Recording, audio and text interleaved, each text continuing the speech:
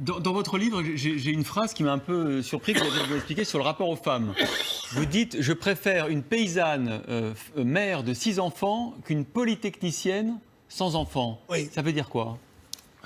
Ça veut dire que la baisse de la natalité dans notre pays est un phénomène qui est nationalement mortel pour l'ensemble de la collectivité nationale.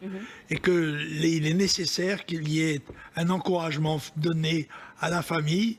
Et je pense que les femmes, dans leur conquête de l'égalité sociale avec les hommes, ne doivent pas oublier qu'elles ont une mission fondamentale, sacrée, supérieure, qui est celle de transmettre la vie. Mais on ne peut pas réduire les femmes à cette mission de reproduction. Une polytechnicienne peut honorer aussi son pays par le talent qu'elle y apporte. Elle pourrait aussi avoir 3 enfants, après tout. Quand je dis une polytechnicienne sans enfants, ça veut dire qu'elle a choisi sa carrière plutôt que sa famille.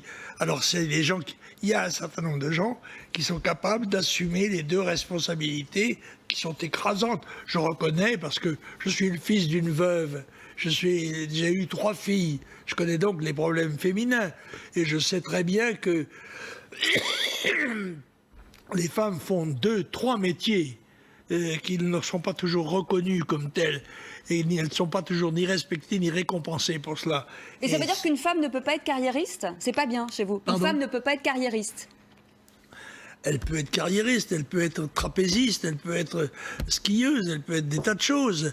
Et encore une fois, je crois qu'elle ne doit jamais oublier que la femme, dans notre société, dans notre monde, a une mission supérieure à toutes les autres, qui est la transmission de la vie, c'est-à-dire de faire des enfants. Vous savez, M. Erdogan a dit l'autre jour, vous savez, la famille turque, ça n'est pas 3 enfants.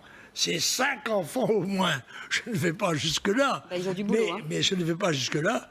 Mais j'ai une grande estime et un grand respect pour les familles nombreuses qui s'astreignent en effet à l'éducation, à la survie de leur famille. Et ce sont eux qui nous sauvent. Car nous sommes en train, les uns et les autres, tous les pays européens sont en déficit démographique. Par conséquent, condamnés à échéance, à disparaître, à être submergés par les vagues de pays où en effet on a 10 enfants, 15 enfants. Autrefois, on avait en Afrique 18 enfants. Il en mourait 16 et il en survivait 2. Maintenant, il en meurt 2, il en survit 16.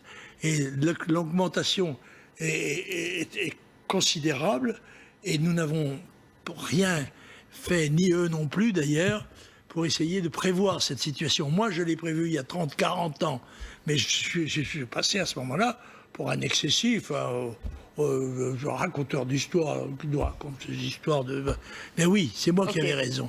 Et actuellement, les gens disent, dans le fond, Le Pen avait raison.